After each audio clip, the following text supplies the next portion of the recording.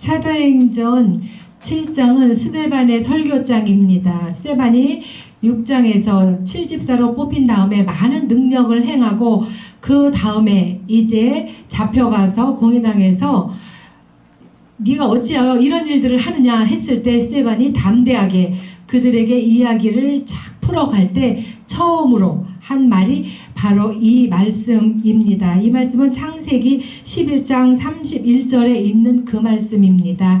아브라함이 이제 자기 본토 고향 떠나서 이제 12장의 대장정, 하나님께서 주시고자 한 그 가나안으로 들어가기 전 바로 그 대장정의 서막을 11장까지 정리하고 이제 12장으로 넘어가는 그것으로 해서 스타트를 끊어서 스데반이 설교를 하는 것입니다.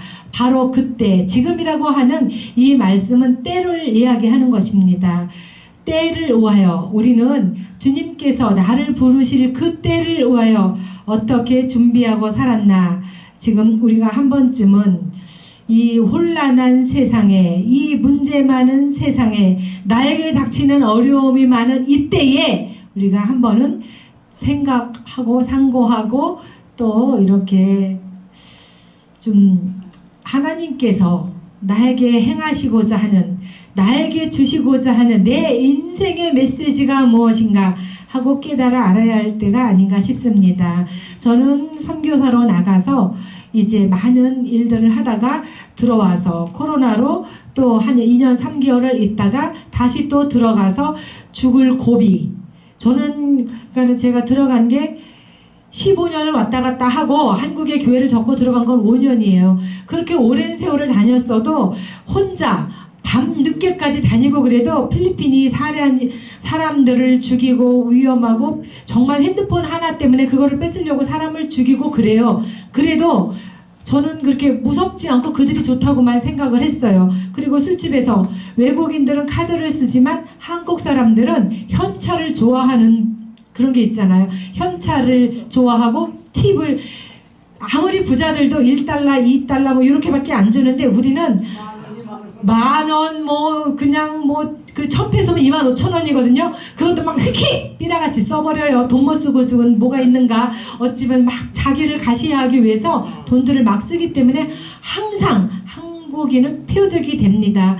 네, 이제 제가 또 이제 코로나가 다 종식이 되지는 않고 이제 처음으로 들어갈 수 있을 때 스타트를 끊어서 5월달에 들어갔을 때 정말 죽을 고비를 넘겼어요. 죽을 고비를 넘기고 힘든 그런 일들이 있었지만 그럼에도 불구하고 하나님께서는 저를 선교사로 세우셨기 때문에 또 다시 가고 또 선교 비자가 없어서 다시 나와야 되고 그랬을 때 또 다시 이제 들어가려고 이제 3차로 준비하고 있습니다. 이번에 3차에 들어가서는 제가 이제 은퇴 비자라고 하는 것이 있는데 은퇴에서 은퇴 비자가 아니라 필리핀에는 돈만 있으면 뭐든지 된다. 아멘. 역시 훌륭하신 분들입니다. 그리고 또 뭐든지 된다. 근데 뭐든지 되고 뭐든지 안 되는 게 필리핀이에요. 뭐든지 될 것 같지만 또 뭐든지 안 돼요.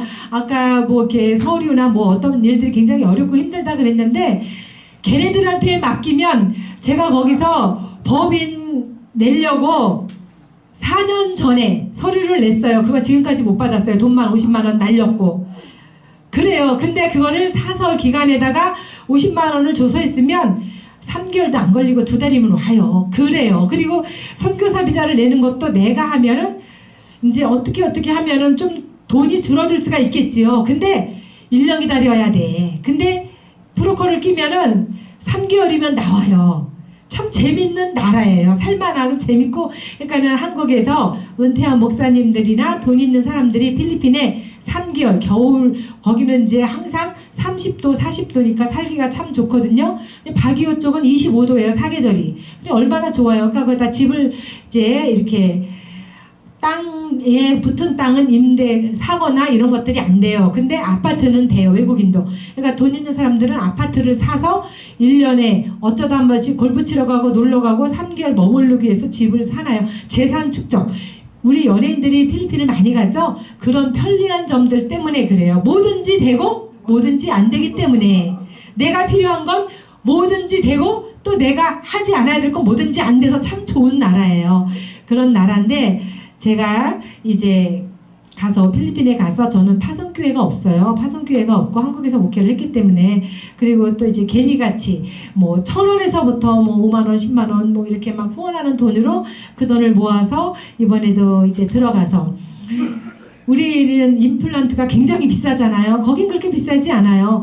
그러니까 한 30만 원이 드는데 그 일을 못해서 앞니가 2개가 빠져서 굉장히 흉한 50대 집사님이 계셨어요. 그래서 이제 그거 이빨을 해주고 그리고 또 이제 제가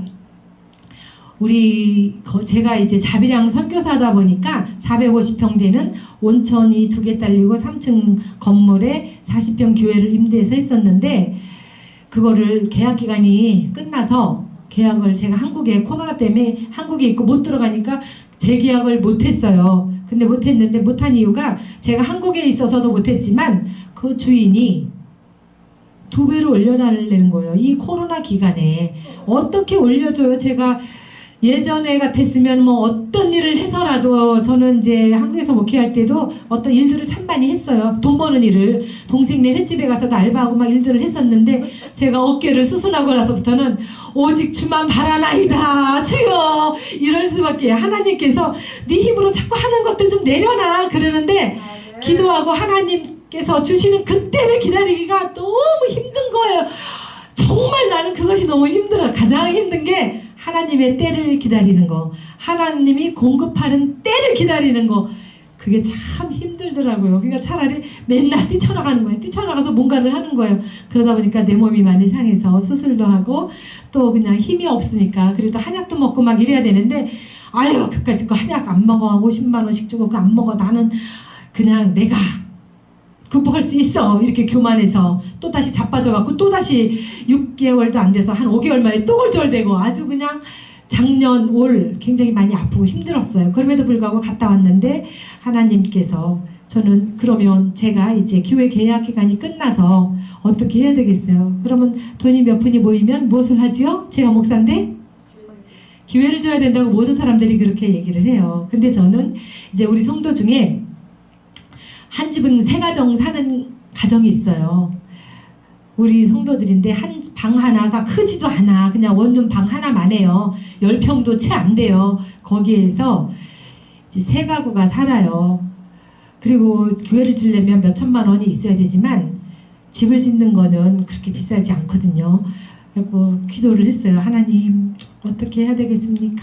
근데 교회 짓는 거에 감동이 안 와요. 서두르지 말아라. 그 말씀이 오는 거예요. 그래서 이제 목사가 가장 소망하는 것 교회지만 그들을 위해서 그들의 집을 졌습니다. 그들의 집을 지러 들어갔는데 한국에서 이제 비자비와 또 건축하는 돈을 보내주신다고 하시는 분이 계셔서 이제 제 주머니 다 털어서 걔네 그 사람들이 3가정이 사니까 얼마나 나쁜 말로 할게요. 그냥 쪽수가 많겠어요. 그 가족들이 많은가 구성원들이. 그러니까 이제 내가 재료는 뭐 사줄 테니까 집은 너희들이 져라. 너희들의 집이기 때문에 제가 아픈 어깨로 벽돌을 쌀 수는 없잖아요. 그렇게 해라. 그래갖고 모래, 시멘트, 자갈, 벽돌, 철근 이런 것들을 사줬어요. 그랬더니 이제 걔네들이 집을 한 채 지려면 그냥 늘어지게 일을 해야 하루하루 일당을 벌 수 있으니까 먹고 살 수 있잖아. 빨리 하면 돈이 돼요 안 돼요? 안 되니까 늘어지는데 이건 누구네 집이죠? 자기 집이잖아요. 자기 집이니까 한 달 만에 집이 완성이 되는 거예요. 근데 한국에서 온다는 돈이 안 와서 정말 그들 앞에 나 돈 없어 이 말하기는 자존심이 상한 거예요. 쪽팔리고 져준다고 했는데 그래서 이제 제가 비상금으로 갖고 있던 이제 달러 우리 언니가 줬던 100달러짜리 또 10달러 1달러 그런 거 다 그냥 정말 다 쌈짓돈 다 털고 또 아는 목사님이 오셔갖고 100달러 주고 간 거 다 털어서 저는 올 때 차도 버스 타고 오고 선교사들은 버스 안 타고 다니거든요. 왜냐하면 항상 위험하니까. 제가 죽을 고비도 넘겼다 그랬잖아요. 그러니까는 그 제가 있는 라구나에서 공항까지 차를 대절하면 4,000페소에서 5,000페소예요. 그러면 10만 원에서 15만 원이거든요. 그 사이거든요. 그 돈도 아까워서 그 돈도 없어서 버스 타고 오면서 그 돈도 다 털어주고 내가 들어가서 지붕할 돈은 한국 들어가서 보내줄게. 그리고 한국에 이제 우리 총회도 있고 또 돈도 거기서 나에게 집 지니까 돈 보내줘 이럴 수는 없으니까 한국에 들어와서 그래도 제가 굉장히 자존심이 강한 사람이거든요. 그렇지만 어떡하겠어요. 제가 거지가 돼도 정말 거지가 돼서 거린이에서 남한테 천시를 받더라도 의를 위해서 내가 내 자존심을 죽이고 아쉬운 소리를 해서 그 돈을 마련이 되어서 이제 그들에게 보내고 총회가 끝나고 이제 다시 들어갈 준비를 합니다. 저는 이제 한국에 와서 이렇게 선교사님이 제가 선교사니까 목사님들이랑 이렇게 사람들을 만나면서 하는 분이 선교지에 한번 오시라고 했더니 첫 번째 하는 말이 무엇일 것 같아요? 역시 다녀보셨군요. 참 하시는 말씀이 거기 가면 센터 있어? 그 말이에요. 센터는 누구를 위해서 있는 거죠? 센터는 누구를 위해서 있는 거예요? 그들을 위해서 센터가 필요 없어요. 사실 그들이 센터에서 머무나요? 아니잖아요. 센터는 한국이나 한국에서 오는 선교팀이나 어떤 손님들을 위해서 있는 거예요. 그러니까 호텔 같은 숙박시설일 뿐인 거예요. 그 이야기들을 모두가 다 해요. 근데 전에 제가 온천이 2개고 3층짜리 센터가 있었다 그랬잖아요. 방이 14개였어요. 방이 14개니까 뭐 50명도 잘 수 있었고 막 이랬죠. 그랬는데 그거가 날라갔다 그랬잖아요. 날라갔는데 저도 센터가 필요하다고 생각을 해서 센터에 있는 그런 많은 것들을 누가 후원받고 나를 도와줘서 한 게 아니라 제가 대출받아서 그냥 카드로 다 그냥 제가 좀 똥배짱이 좀 있어요. 그냥 저지르고 보는 스타일이고 하나님! 하고 기도를 하는 스타일이에요. 그러니까 하나님이 저의 기도를 저는 뭐 30년 전부터 하나님께서 김문순이 기도는 못 들어주고는 안 베길 거야 할 정도로 밤새도록 기도하고 그리고 갈멜산 기도원에서 자야 되니까 기도 좀 그만해서 할 정도로 저는 기도하는 사람이에요. 정말 방언 기도로 그냥 기도하면 옆에서 들으면 쪽팔리니까 방언 기도로 막 하나님 단판을 정말 누구처럼 야복강에서 그렇게 한독뼈가 부드러워지도록 기도했던 것처럼 하나님 응답하지 않으면 나 죽겠습니다 하는 심정으로 기도하던 기도의 사람입니다. 지금은 근데 선교지에서 그만큼 기도 10분 1도 못해요. 한국에 있었을 때보다. 그러니까 저는 그것이 참 가슴이 아프고 마음이 아프고 힘들지만 환경이 그러니까 침묵 기도를 참 많이 해요.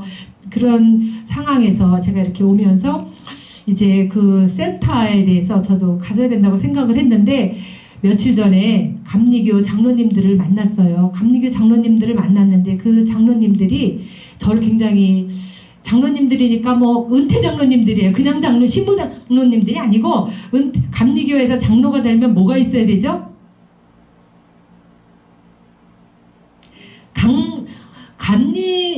감리교뿐만이 아니라 장로도 그럴 거예요. 장로님의 첫째 덕목이 일단은 교회를 운영할 수 있는 거잖아요. 그리고 흠이 없어야 되는 거 그거잖아요. 그러니까 뭐니 해도 머니가 있어야 되는 거잖아요. 그러니까는 이제 그런 분들이 조금 이제 그러니까는 여유 있는 분들인데 그분들 만나서 제가 팍 뒤로 쓰러지고 자빠졌잖아요.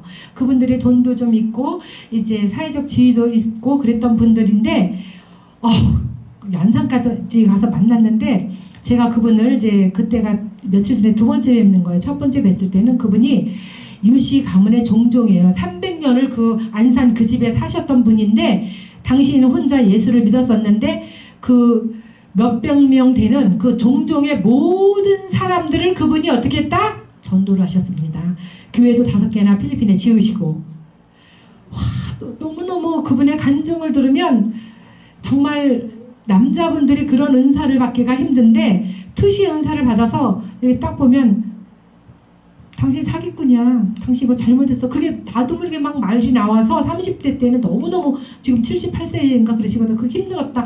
그 말씀을 하시면서 얘기를 하시면서 선교 얘기를 하시는 거예요. 저는 이제 선교 얘기는 누가 해야 되는 거죠? 제가 선교사인데. 근데 저는 한마디도 못하고 듣기만 하고 왔습니다. 두 분이 너무너무 말씀을 저보다 더 잘 하시고 더 많은 경험을 갖고 있어서 근데 그분이 하시는 말씀이 그거예요. 당신들은 그 선교지에 이렇게 세우고 이랬는데 선교사가 120명이 되는 교회였는데 코로나로 6명 남고 다 말아먹었다는 거예요. 그래서 너무너무 속상하고 힘들었다고. 그리고 가갖고 이제 바리바리 싸갖고 가서 사탕도 주고, 그분들의 전도는 초코파이 전도예요. 여기 계시는 분들이 은혜가 된다면 저에게 초코파이를 한 박스씩 사주기를 바랍니다. 저도 초코파이를 걔네들이 좋아하는데 그거를 제가 초코파이 이런 거를 당뇨가 있어서 잘 안 먹으니까 그냥 걔네들이 좋아하지만 나도 안 좋아하니까 별로 생각을 안 했어요. 근데 초코파이를 나도 잊어버린 게 있었구나, 초코파이 전도를 해야 되겠다, 그 생각이 들었어요. 근데 그 장로님 하시는 말씀이 초코파이를 갖고 가면 아주 그냥 까마득하게 막 애들이 그냥 줄도 없이 막 한대요. 그래갖고 이제 5번을 다녀오셨대요. 이 코로나 끝난 거는 아니지만 비행기를 탈 수 있을 때 그래 다니면서 다시 100명 가까이 성도를 다시 불러놓으셨다고. 그러니까 이번에도 16일 날 필리핀에 들어가는데 그분은 이제 클락 쪽이고 저는 마닐라 쪽이니까 안 맞아요. 그리고 같이 들어가셨으면 해서 그 말씀들을 하시는데 저는 이제 그게 일정이 맞지 않고 또 거기 가면 일로 나오는 게 굉장히 멀어서. 근데 그분은 말씀이 모든 선교사가, 저는 이번에 버스 타고 왔다 그랬잖아요. 전 가진 게 너무 없으니까 버스 탄 거지만 오염이나 안전 문제 때문에 자기 차가 있으면 차로 기사들이 오든가 아니면 차를 대절해 갖고 다니지 버스나 이런 찌푸니 이런 거 타고 안 다녀요. 근데 그분들은 버스나 찌푸니를 타고 다니고 배량을 메고 가고 침낭을 들고 가고 텐트를 가져간다는 거예요. 텐트를 가져가서 텐트 치고 주무신대요. 나는 그 말이 얼마나 내 심장을 찔렀는지 저는 깜짝 놀랐어요. 그 상상도 못할 일이에요. 그냥 정말 안전 때문에 차에 이거 창문도 안 열고 다 새까맣게 막 이러고 다니고 막 이런데, 근데 우리랑 그분들은 조금 또 다르기는 하지만 우리는 오래 거기서 생활하고 살아야 하니까 죽으면 안 되니까 안전을 생각하지만, 근데 너무 과잉으로 안전을 생각하는 경향들이 있거든요. 근데 그분들은 그냥 교회 바닥에서 침낭 놓고 주무신다는 거예요. 그 돈 많은 분들이 한국에선 그렇게 좋은 집에 사시는데, 그러면서 그렇게 돈을 아껴서 그들에게 전도를 하고 한 생명을 위해서 이렇게 한다, 그 말씀을 들으면서 저도 이제 선교센터 이런 것들에 대해서 꿈을 완전히 접었습니다. 선교센터는 그 사람이 아주 유능해서, 그 선교사가 유능해서 한국에 선교팀들을 많이 온다면 거의 한 10팀 안쪽이에요. 그러면 1년에 10번 쓰자고.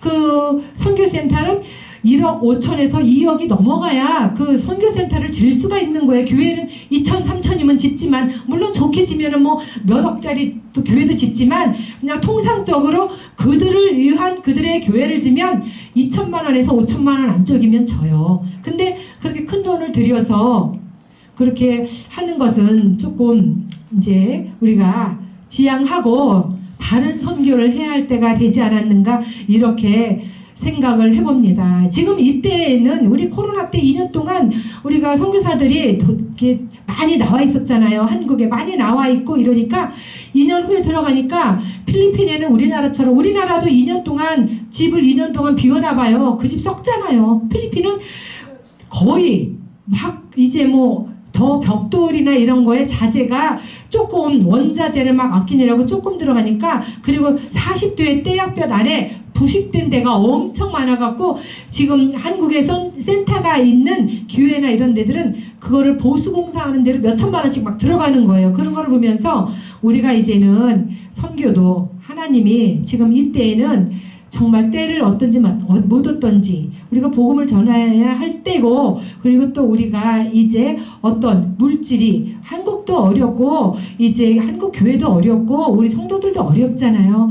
이제 보여지는 것들을 위한 선교가 아니라 참된 선교, 그리고 또 우리가 선교팀들도 너무 편하고 좋은 것 말고 이제 참된 정말 진실된 선교, 이제 일주일 갔다 오는 건데 뭐 그렇게 좋은 숙소가 필요한 건 아니잖아요. 그렇다고 뼈가 부러지는 것도 아니고 뭐 이런 것도 아닌데, 선교사들이 선교비를 받으면 그거에서 선교팀들 숙소로 나가는 게 반이에요. 먹는 거는 그렇게 많이 안 나가거든요. 근데 우리는 이제 하나님이 이때에 추수할 일꾼을 부르는 이때에 우리가 하나님의 시간, 잘 사용할 수 있어야 합니다.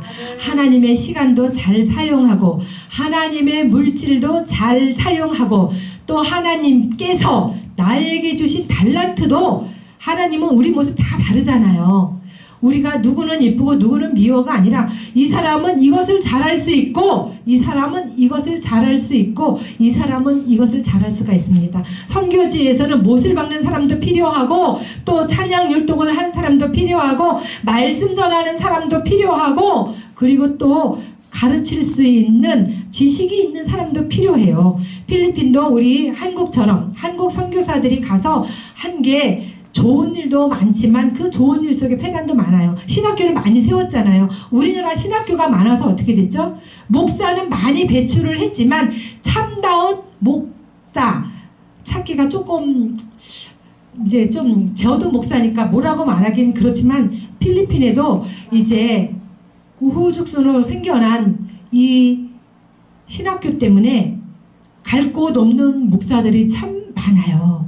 그들을 위해서 제자 양육을 다시 시키고 이제 목사로서의 자질을 갖추는 그런 이제 교육들이 필요할 때입니다.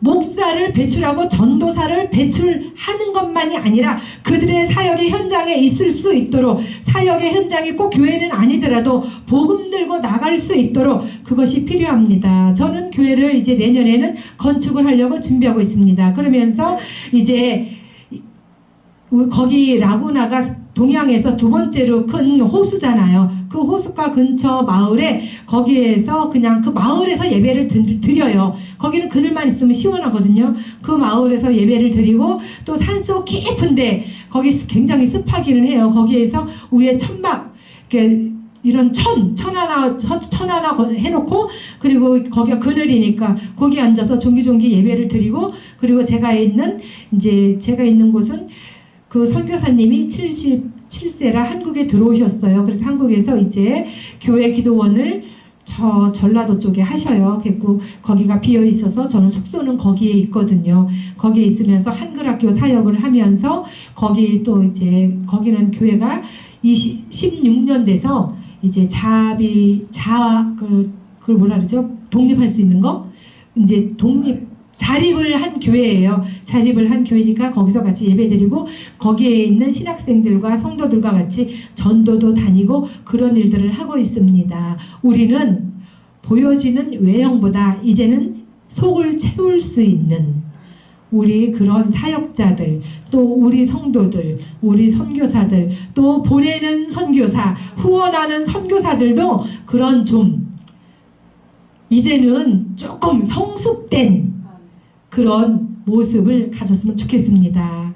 한국 교회가 선교사를 5만원, 10만원 이렇게 보내면서 후원하면서 파송교회가 됐든 후원을 하는 단체가 됐든 자꾸만 선교 보고를 요구를 해요. 선교 보고를 이야기하면 목사님들 여기에서 목회하면서 보고할 거 있어요? 별로 없잖아요. 거기에서 선교하면서 뭐 보고할 게 그래 많겠어요. 전 많아요. 저는 일 벌리는 사람이라 한글학교도 하고 그 호숫가 교회도 하고 또 산속교회도 하고 또 우리 지금 함께하는 교회도 다시 이렇게 하고 있고 그러니까 저는 여러 가지 일을 하니까 보고할 게 많아요. 근데 그냥 한 교회 이렇게 하는 분들은 그날 맨날 예배 드리고 그 사람들이 들어왔다 나갔다 보고할 거 없어요. 근데 자꾸 보고를 요구하는 거야.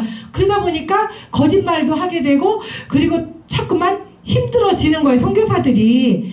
우리는 물론 보고하고 서로 관심 갖고 기도해 주는 건 좋아요. 근데 너무 다그치고 책망하고 이런 거 안 했으면 좋겠습니다.